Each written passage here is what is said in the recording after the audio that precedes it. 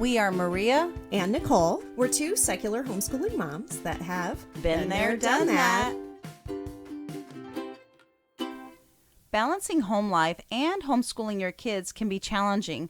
Before many of us even started homeschooling, we may have already struggled to manage motherhood, your marriage or your partner relationship, housework, meals, work, adult friendships, and other commitments. Adding in homeschooling is just another level to an already high demand on you. It might mean that something has to give.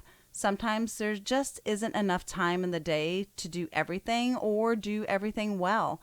In today's episode, we're going to lay out 12 ways to help you maintain balance in your home and family life while homeschooling. And as usual, we want to stress that our podcast is an inclusive space for your everyday parents that are looking for education options. We are not here to convince you to homeschool. We want to stress that you need to do what works for your child and for your family. Every family is different. Absolutely. And you know your children best. So feel free to take what advice or information you get from here that works for you and chuck the rest. Good morning, Nicole. Good morning, Maria. How are things today? Well, I am so glad that my house isn't burnt down because the microwave went crazy on me. Yeah, so Cameron and I were going to watch a show the other day, and he loves to make a cup of tea to watch a show. That's what he does. And he went to the microwave. It was all dark. There were no lights on inside, and it was hot. I have a heat gun. And I used it. It was 150 degrees in my microwave. After he had made the tea? Nope. Or like before? No. Like it was just hot dead. for no reason? It was dead. Dinner was made in the oven that night, and the oven was colder than the microwave. What? That and it was is all dead. Insane. So I'm thinking we're going to burn the house down. And I went and I flipped the breaker, and I'm still smelling it. I'm getting my heat gun. It's not really getting colder. And I'm thinking there's a fire in the wall. So I'm kind of freaking out. So I took off the whole panel. Oh, my word. Yeah, I called a guy, and he said that it's fine. So I just have the breaker off. I'm going to call GE and see. Oh, my gosh. That's super scary. It was scary. I had the fire extinguisher ready to go. Oh, my gosh. I didn't know what was going to happen. So thankfully, I had that heat gun. So it was my dad's. I borrowed it, and I never returned it. Sorry, Dad. I have one of those, too. I haven't used it. So I could see that the temperature was starting to go down a couple degrees every 10 minutes. So it was crazy. Like the glass plate in the microwave, I couldn't even touch it. It was so hot. Oh, my gosh. That's so weird. Bizarre. Yeah, it was the transformer or something. Well, that's what the heat was coming from, but...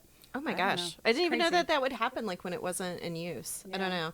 We replaced our microwave not long ago because it just blew up one day. Not fire related, not super dramatic. It just kind of like popped and didn't work anymore. And like nobody knew what had happened with it, but somehow we made a joke about, hey, Jillian, did you try and microwave a metal spoon? And she was like, no, I would never do that. But it became our joke. So, whenever anybody uses the microwave, we're like, don't put a spoon in there. She's like, I didn't. Some microwaves have a metal grate inside. I'm always confused about that. I know, but if you've ever accidentally tried to microwave something that has some tinfoil on it, I have a coffee cup that has a metallic on the outside. It'll start sparking. I know, it's scary. Maybe that's why my microwave tried to burn me down. Maria, did Jillian come over here and microwave a spoon? I'm going to ask her. She gets so mad. I don't know. It was crazy. So outside of that, my tennis season is starting. It's still super hot in Texas, but going to be out in the court. What's going on with you? Back to our a third week of slowly re-entering back to school. So Jillian started science with Dr. Reed this week, and a little lonely there without Cameron. Well, you know what? She texted him from class and said, are you supposed to be in physics? He's like, no, I'm not in physics this year. I probably forgot to tell her that he's not in there anymore. Well, apparently Dr. Reed called his name. Oh, really? Yeah. He didn't. Did you register for it? I did initially, and then I pulled him out because he's going to be taking intro to physics at the college. Gotcha. So I changed my mind, and Yeah, her whole batch of, they started in science, a bunch of those kids together, and have done it for years. But then last year, 2 or 3 of them graduated. Somebody moved. Cameron's not there. The other 2 moved into a different science. So she's so lonely. But she'll make friends. You know how that class is. So, and I found some other moms online who have kids in that class. So we're like, just go down afterwards and have some tea, and there's a little tea shop down there. Yeah, for those that don't know, there's a little tea shop right underneath the science and math classes that we used. Yeah, and the owner there always, Lance, he's awesome. He always encourages kids to hang out there. It's fun. Both my kids actually have worked for him. Yeah. So He's fun. Okay, so well, talking about all of this and balancing your house and your homeschool, well, that's not going to happen if my house is burned down. No, so glad that's a happen. perfect intro. Thanks for almost burning your house down so that we could segue into this episode on balance. Yeah, as a parent taking on the role of educator, it requires careful planning and adaptability. And possibly a fire extinguisher. Your home really becomes a multifaceted space. It's serving as both a nurturing environment for family life and it's a classroom for structured learning. And striking the right equilibrium demands flexibility in schedules, creativity in teaching methods, and a lot of patience in handling the inevitable ups and downs. Yeah, for sure. It really does take a lot of patience. While homeschooling does present its share of hurdles, the opportunity to be present and fully engage with your child's education and witness their growth firsthand is an unparalleled privilege. Oh, yeah. I remember the feeling of pride and empowerment when I taught each of my children how to read, and it really is truly one of my biggest life's accomplishments. Yeah. But to make this all happen, we need to find balance, and finding harmony between nurturing a thriving home life and fostering a successful homeschooling experience ultimately hinges on a few things: your openness to be flexible, initiating open discussions within your family, finding a supportive network, and a commitment to make this all happen. Exactly. And finding balance while homeschooling, it can be challenging. And sometimes it might mean lowering your expectations and setting clear priorities and picking your battles.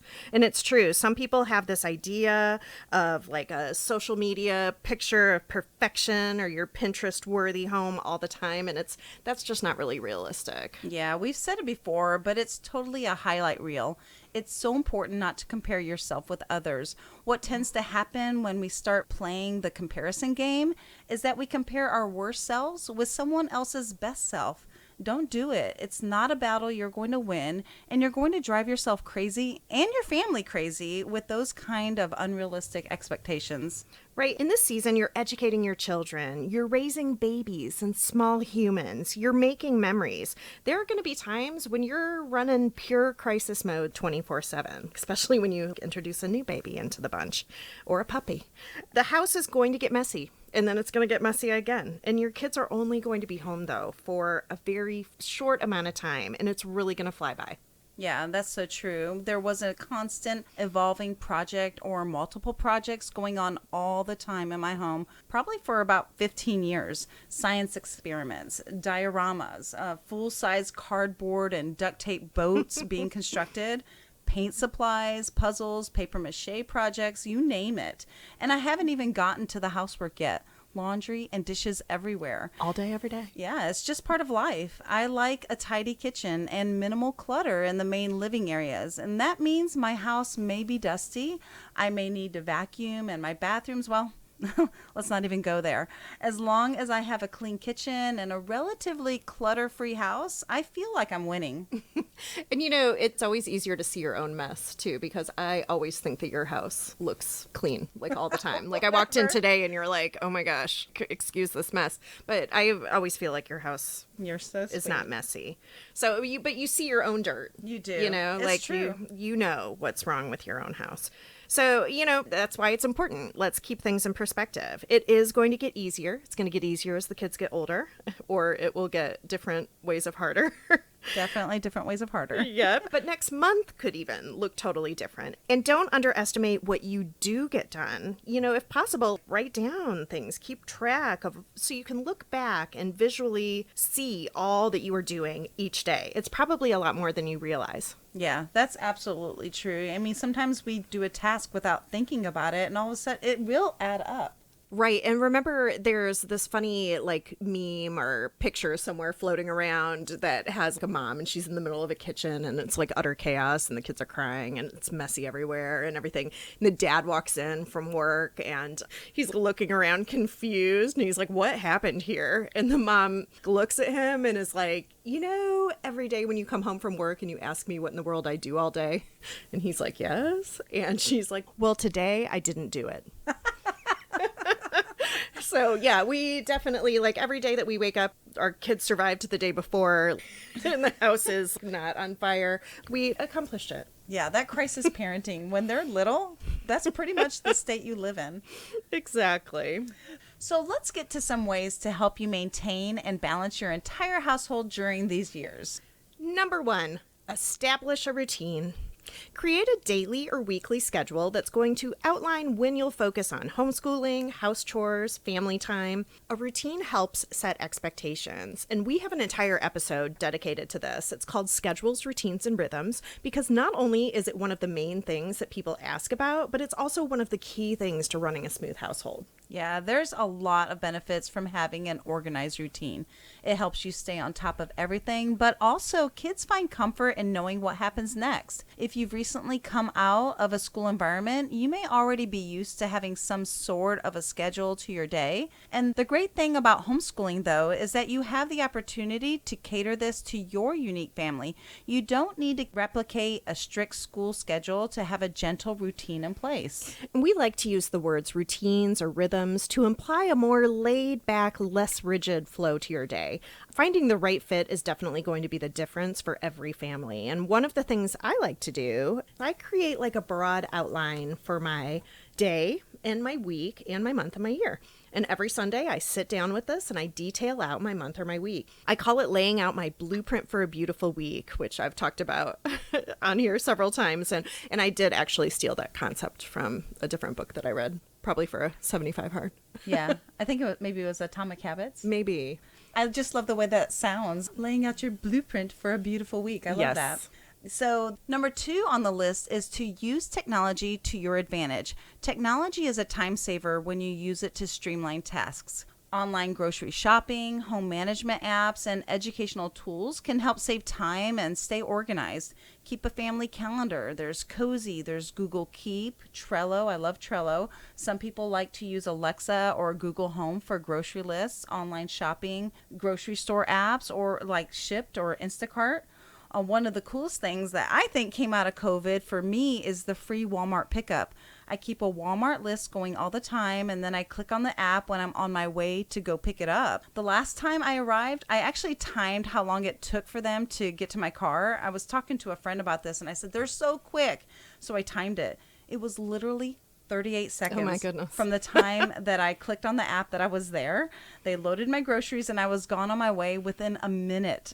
And it's all totally free. Once I hit the minimum pickup, I think it's maybe $30. This can help you save money too. No impulse buying. You can build your list right in front of you and make it fit your budget as you make your meal plan. And it saves me so much time from hunting down that one item I can't find in the store. They do it for me. And then they load in the heavy stuff too, like 12 packs in the car. In the car. I love that. I do my dog food. I can't buy it from the regular store. It's like an extra trip. So I have that done on pickup, or sometimes I'll have it delivered, and it just saves me so much time. I love it. I also really use a lot of different subscriptions. I get dairy delivery, produce delivery. I get my cleaning supplies delivered monthly. I'll use the subscription method on Amazon for dog treats, toilet paper, coffee, things that I need on a regular basis.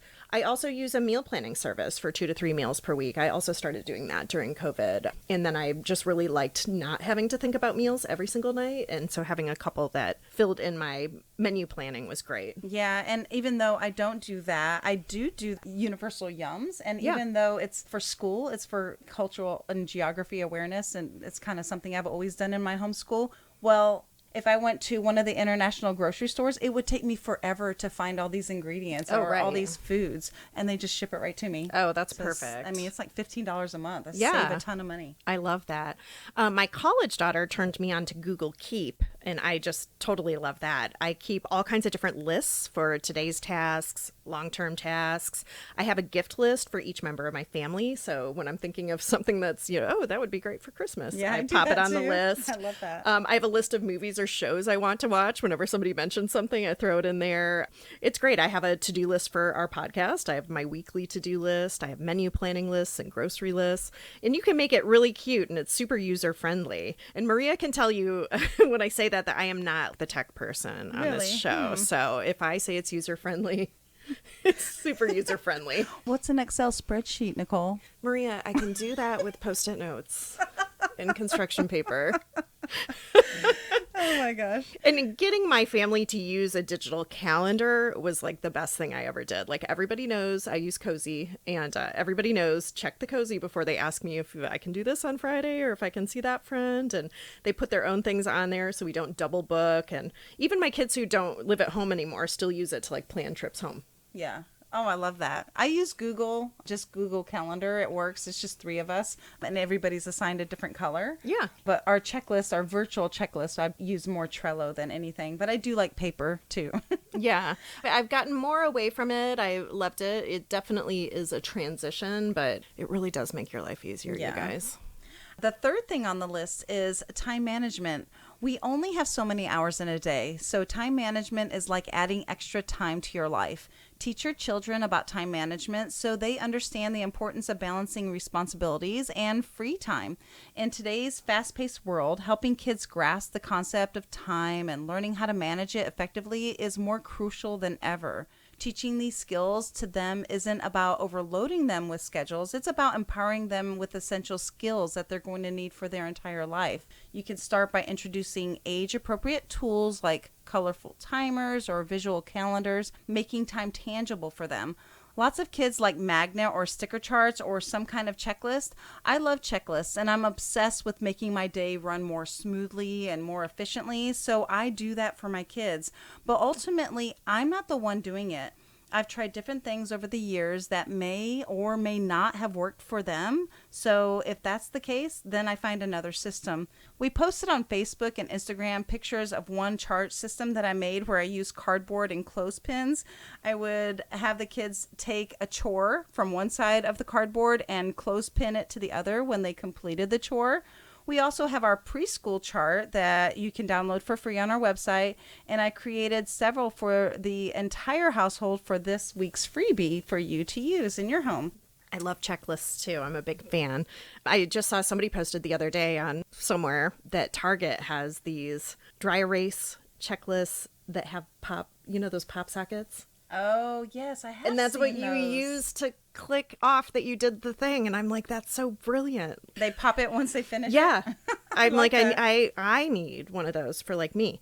But anyway, yeah, you can experiment with lots of different types of systems for that. And like you said, yeah, you're not the one using it. So sometimes you really got to find one that it might not be your favorite one, but it's the one that works for your kids.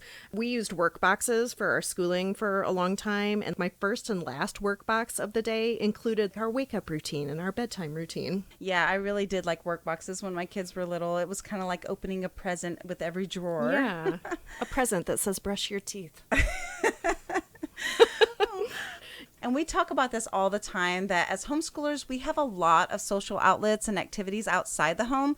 But if you're go, go, go, you're never going to have time to get your house picked up. So when things get really out of hand, you may need to limit some of those outside activities and stay home. Oh, for sure. It's hard to get a grasp on things in the house when you're never home. And that's the struggle I always talk about when people ask about socialization. I'm like, oh, yeah, you can easily over-socialize. Yeah, it's true.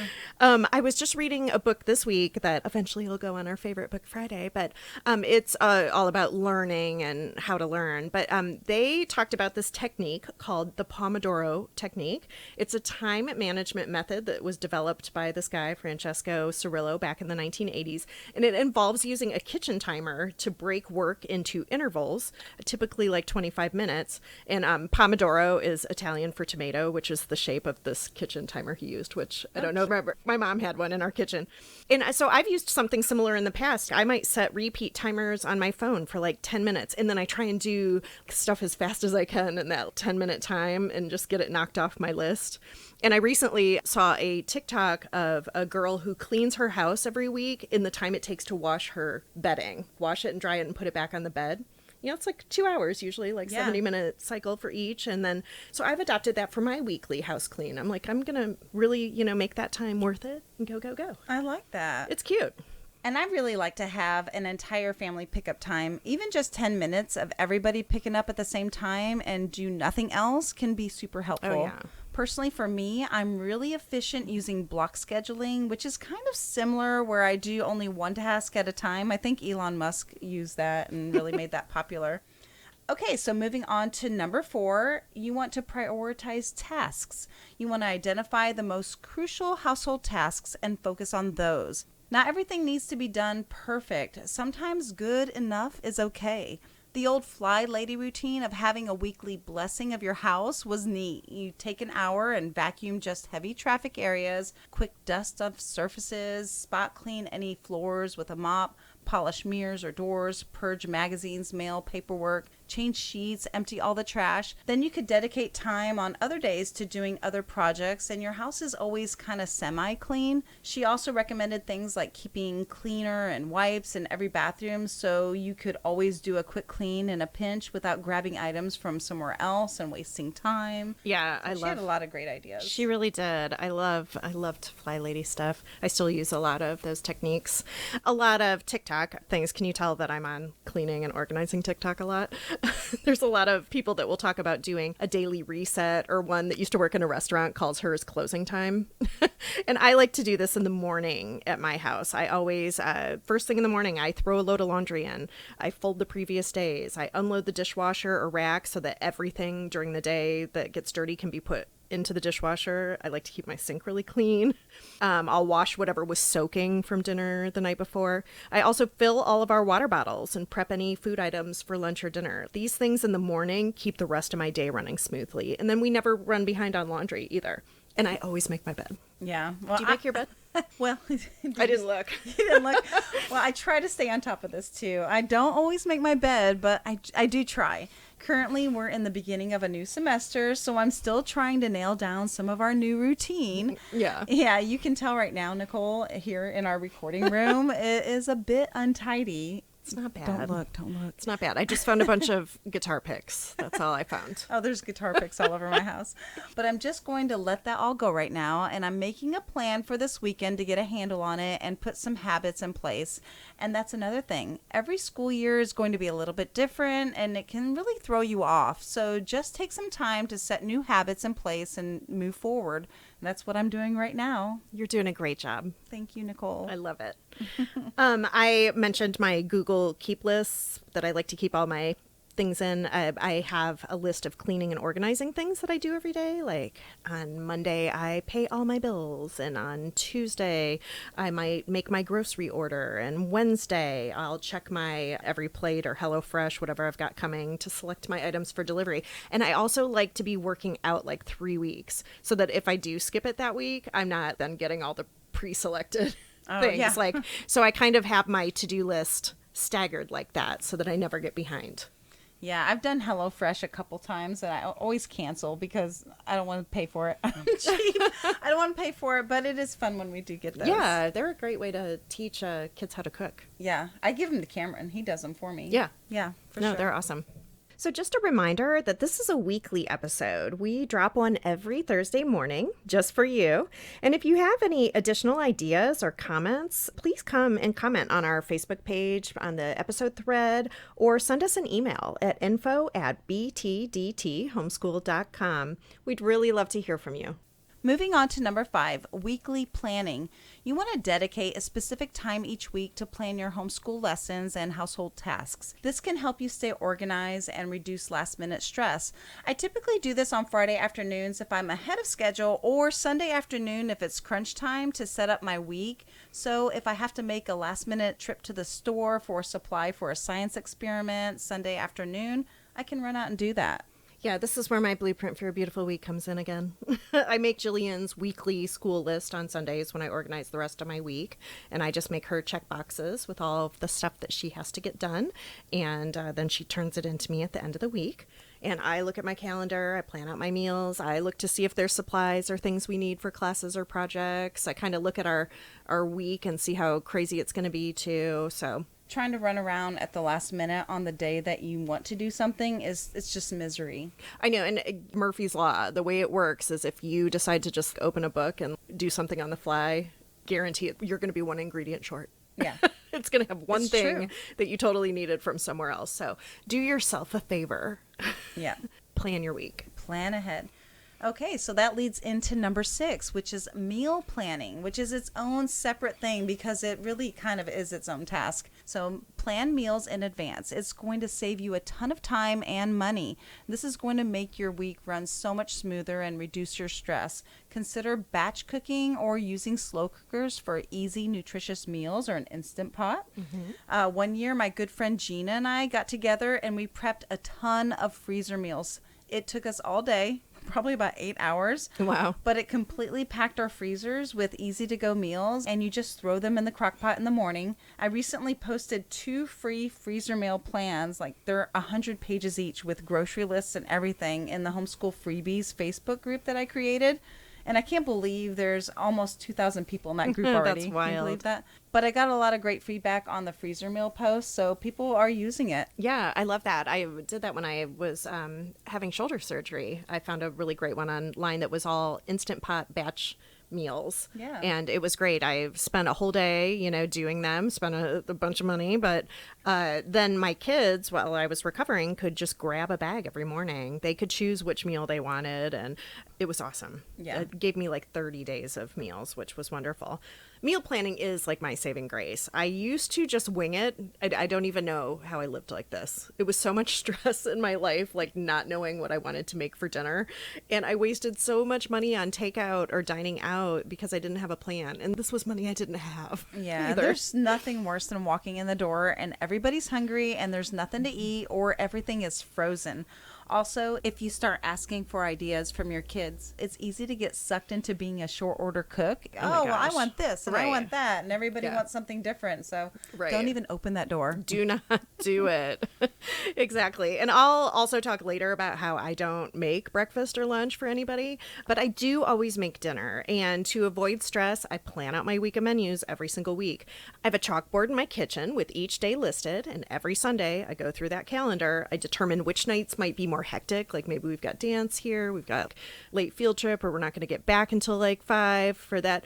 Figure out, maybe those days need a quick meal. Maybe those need a thermos meal that we'll eat in the car. Or maybe my crock pot needs to be going all day that morning, or Instant Pot real quick that evening. Yeah, I do plan my meals around what's going on my calendar. I have to. And my kids are mostly on their own for breakfast and lunch also. I do make easy to go things for them when I have time. I'll make a ton of breakfast sandwiches and freeze them and they can just microwave them. Or I'll make parfaits in a jar where they can just grab and go. Sometimes I make a huge batch of oatmeal and I refrigerate it in individual glass bowls so they can just microwave it. I don't buy a lot of convenient foods to save money, so I do all this prep work instead of buying all this prepackaged food. And it also allows me to control the quality of ingredients too. I'll usually make a family lunch and breakfast 1 or 2 times a week, and I always make dinner or I have a plan. My kids also like to cook, so I usually put them in charge of one family dinner a week. And it's usually my tennis night, and it's amazing to walk in the house with dinner ready for you. This is one of the advantages single parents don't get very often, so teach your kids to cook. I love that. I love that. I also sometimes go a step further with my plan, and I'll set an ongoing theme for every evening. I actually bought a PDF from someone who schedules each day like this, like a meatless Monday and a try it out Thursday, where you might have some different kinds of foods that you normally wouldn't eat, cozy crockpot Wednesdays, or movie night Friday. She's got some really cool movie night selections on there, but it's really cute. And then what you can do with those themes is make lists of all your like favorite foods that coordinate with those themes. And that way, when you're looking for what you want to make that week, you can just look and pick something from one of those lists. It's really makes it simple. Sometimes it's overwhelming, or like if you're trying to think of what to cook, I mean, there's just a plethora of so many things. So, Right. yeah, you kind of narrow it down like that. No, and like if you think about like Taco Tuesday, a lot of people do Taco Tuesday, but you can probably think of 87 meals that fall under that, or like a Yeah. pasta night at your house. There's probably a million pasta night recipes that you have. So you just line them up and then you can pick one off the list. It just makes your life a little easier. Yeah, that's a great idea. And planning doesn't have to take long, but it definitely will reward you in the long run. Oh, for sure. Okay, moving on to number 7, multitask mindfully. So that means that you want to look for opportunities to combine activities. For example, you can discuss math concepts while cooking together or practice reading during family story time. Using a literature-based curriculum means that we're always mixing subjects for maximum effect. Writing a paper about your history reading crosses two subjects out. There are also so many family style curriculums that allow you to use one thing for all of the kids, and then you can focus more on one-on-one later with just things like math or reading instruction, things like that. Oh, yeah. And I'm the queen of multitasking with non-school stuff, too. One of the big things that I do is I exercise when the kids are otherwise occupied. Like when they were younger, I would make all of us moms walk laps around the playground on park days. And now that they're older, I try and fit that time into while they're otherwise occupied with classes or, evening activities. For years, we had dance over on the other side of town that took hours. And instead of sitting in the car or the waiting room, I joined a gym on that side of town. I'd go do my workout, and then I still usually had time to get to the grocery store and pick up my list. Brilliant. I love that.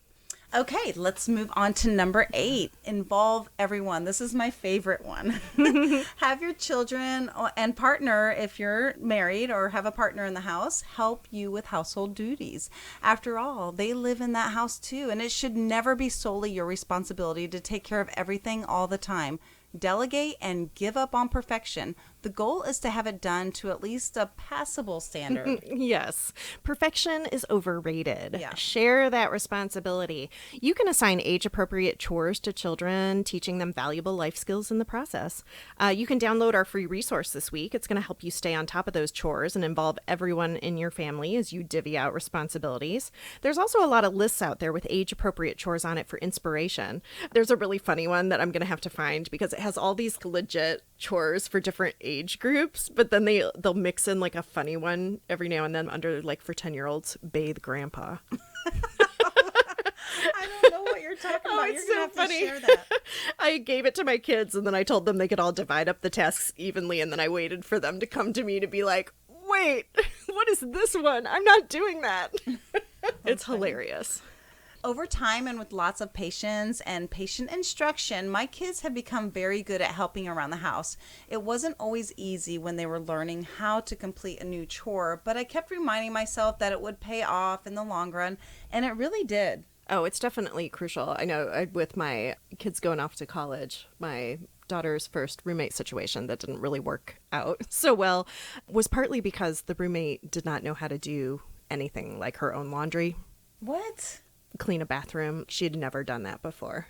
So make sure, at a minimum, that your kids know how to do basic household tasks. Are you please. serious? I didn't know this. Yeah. Yeah. Now, I do admit, I went to college and did not know how to vacuum with a stand vacuum because it was all the rage like back in the 70s to put in these central vacs that plugged into the wall. Oh. And I literally never used. And my roommates thought I was joking. They thought I just didn't want to vacuum. And I was like, I literally don't know how to work this. Like, you guys have to show me. So they still make fun of me for that now, like 30 years later. But anyway, moving on. I remember when one of our friends rocked my world by telling me I didn't actually have to make my capable children breakfast and lunch every day. What? Yeah. I was making a full-on breakfast buffet and then turning around and making a full-on lunch spread every single day, and it was making me crazy. But now I do, like you said, I meal prep some stuff on the weekends. I have grab-and-go items raring to go. Everybody contributes to my grocery list so that there's always stuff in the house that people can eat, and they're in charge of making their own breakfast and lunch. We eat at all different times sometimes. Yeah. I like that. And as a single mom, I couldn't do it without the help of my kids. One of the ways that I find a balance between cooking and homeschooling is to let the kids help. I use real life events like cooking meals to help my kids learn and get dinner on the table. When we go to the grocery store, my kids help write out the list. Then while we're shopping, they help with price comparisons and learn how to determine which item is cheaper and or a better value. Both cooking and shopping are sneaky ways to weave in math without having to print out another worksheet or find another practice activity. And as my kids have gotten older, I put them in charge of an entire meal with a small budget. We head to the store and they choose all the ingredients, they prepare them, and then they clean up. And it really was such a process to get there for sure. But let me tell you, it was so worth it. I play sports a lot, and every night on Tuesday nights when I'm at tennis, I come home to a home-cooked meal and a mostly clean kitchen. But I promise it wasn't always like that. It took a lot of patience to get there.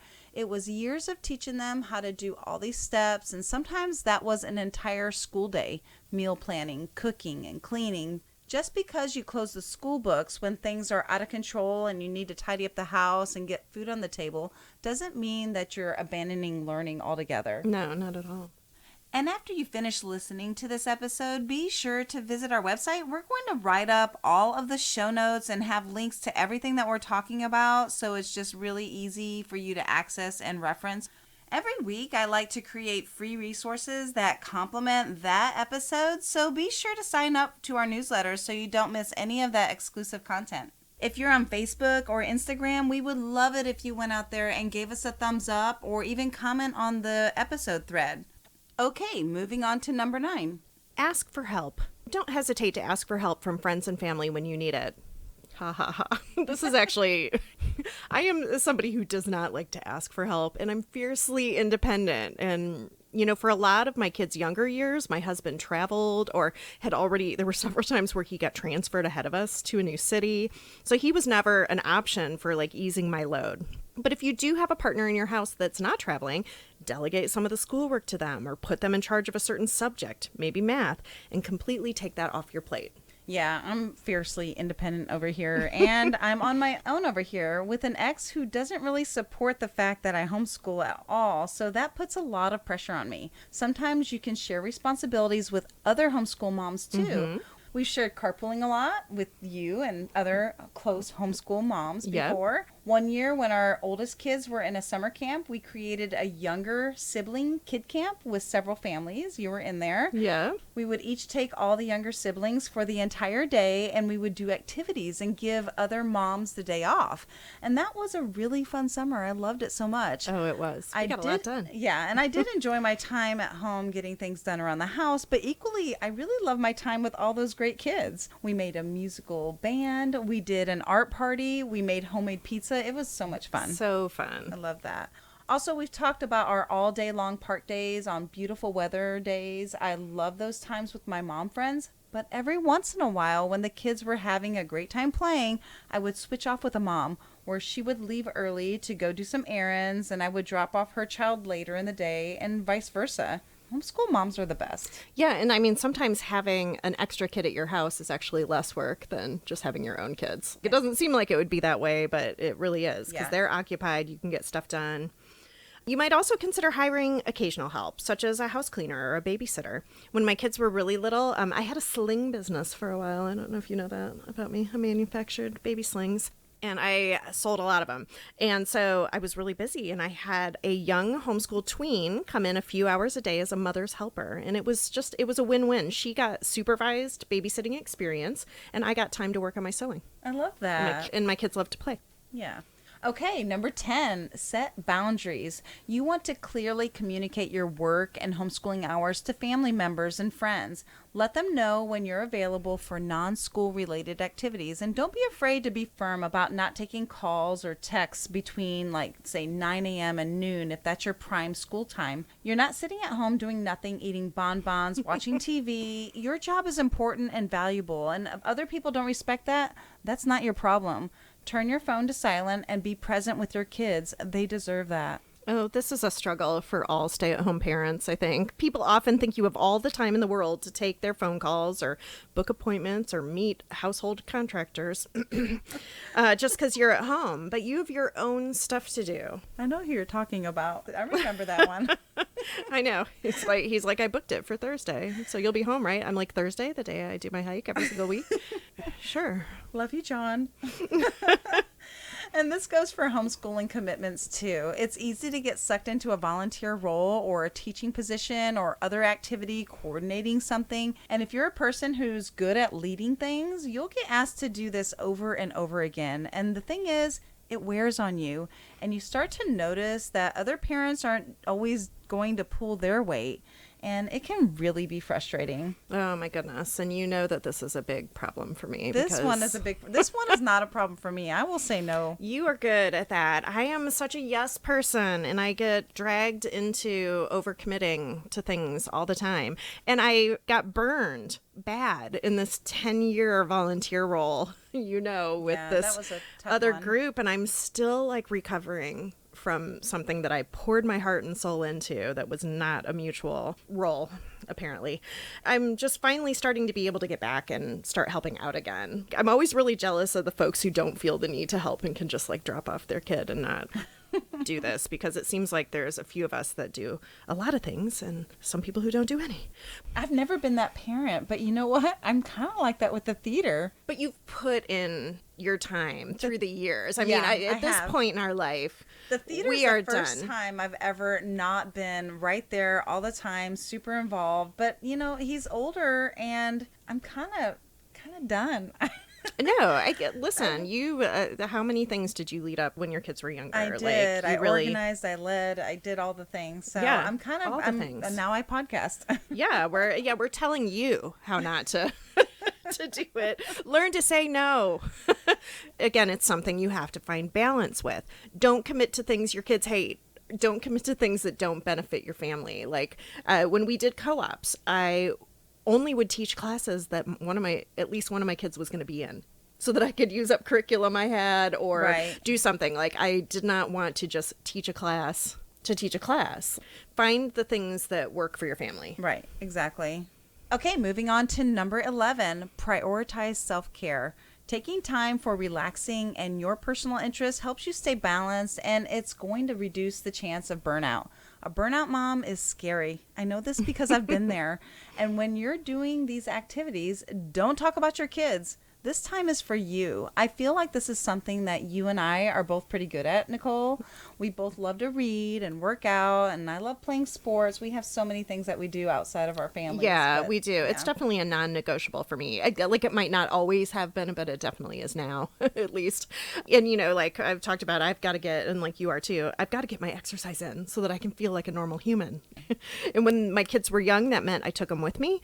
Then for a while, I just got up earlier than everyone. In fact, that's a great time management skill right there, is getting up early. I used to be a night owl and hate early mornings, but now I really, really love getting up with my quiet and my coffee before everyone else, and it makes it seem like I have more hours in the day. Yeah, I love early, quiet mornings. When my kids were young, I wasn't able to leave the house because it was just me here, so I would figure out a way to work out in the mornings here. I also enjoyed morning family walks. I felt like it helped not only me with my mental state, but with my kids too. We also did our homeschool hike group every Thursday morning. Even though it was families, I walked for miles chatting with my mom friends, including you, and all the kids walked and chatted with their friends. And this was a huge contributor to my overall well-being and my kids' overall well-being. And we look forward to it every single week. So thank you, Nicole. I still love it. And that is like when I just said I don't do anything without my kids. None of my kids come to my hike anymore. I do go by myself. But like I said, finding things that are a benefit to you and your family. The hike group is still a huge benefit to me, and I will do it forever, probably. I love getting together with a group every week. I love talking with the parents that come to my hikes. I love the kids and their enthusiasm, and so it really is a bright spot in my week. Yeah, I love that. I also played softball one night a week, and I would just take the kids to the field with me, and they would hang out in the dugout or run around the complex with other kids on their scooters until the guys in the golf cart came and shoot them away, because apparently those aren't allowed. And then I joined a tennis league when I think they were 9 and 13, and it's really the first time that I ever started to leave them at home for periods of time. Yeah. One night a week, I would take 2 hours. I would rush home after and cook dinner. And now when I come home from tennis, dinner is made for me. I love it. It definitely gets a little easier as they get older to be able to leave them and go do things. I used to feel really, really guilty, and I would put a lot of time and effort into getting the evening ready to leave them with my husband to go meet other moms for a mom's night out or going to a book club. But, don't stress about that so much. Your kids are not going to suffer with one night in with dad or an evening of pizza while you're out with friends. Now I don't worry about it at all. I'm like, hey, I'm not going to be here. You guys are on your own. There's leftovers in the fridge. Yeah, and the point is to take care of yourself. Even a rock star homeschooling mom needs a break. So don't be afraid to make that a part of the routine and your habits. So lastly, number 12, embrace flexibility and be willing to adapt your schedule as needed. Some days may require more focus on homeschooling, while other days you might need to prioritize home maintenance or family time. It's probably the common theme of homeschool success, right? Exactly. I mean, being a homeschool mom is tough. There are times when it's the most rewarding thing ever, but there are other times when you feel lucky to have made it through the day without crying. Yeah. It's a job, but it's a rewarding job. And it's not always easy homeschooling, keeping a house, keeping your sanity, and it definitely takes time trying to figure out how to balance it all. Remember that balance is a dynamic process and it may require adjustments as your family's needs change. Balance is a little bit of a myth because when we tilt activities towards one thing, even if it's needed, it takes away from things on the other side of the spectrum. Want to take a long hot bath at night and practice some self-care? That might mean giving up reading Go Dog Go for the 800th time before bed. Yeah, we talked in our Schedules, Routines, and Rhythms episode, I think, about that homeschool trifecta where you can pick 3 things on the list, but you can't have everything all at once. You know, do you want a clean house? Do you want schooled kids? Do you want to get your exercise done? Do you want, like, you can pick a couple of those. So you're not going to get them all on the same day. And, you know, there's no such thing as perfect balance all the time, and that's life. And it's okay not to be perfect all the time. Be patient with yourself and with your family, and don't be afraid to seek support from friends or family or local resources to help maintain a harmonious home and a family life while homeschooling. So tune in next week for episode 47, Socialization. Will my homeschooler be a weirdo? What is socialization and why is it important for everyone? What are some ways homeschoolers can find social opportunities? And are traditionally schooled children better socialized than homeschoolers? Tune in to find out. We'll see you then. See you next time. Cheers! Be sure to check us out on our website at btdthomeschool.com, as in been there, done that, btdthomeschool.com. You can join our mailing list and get news and updates on future podcasts, and be sure to subscribe on your favorite podcast platform and follow us on social media, Facebook, Instagram, Twitter, TikTok at the BTDT Been There Done That Homeschool Podcast.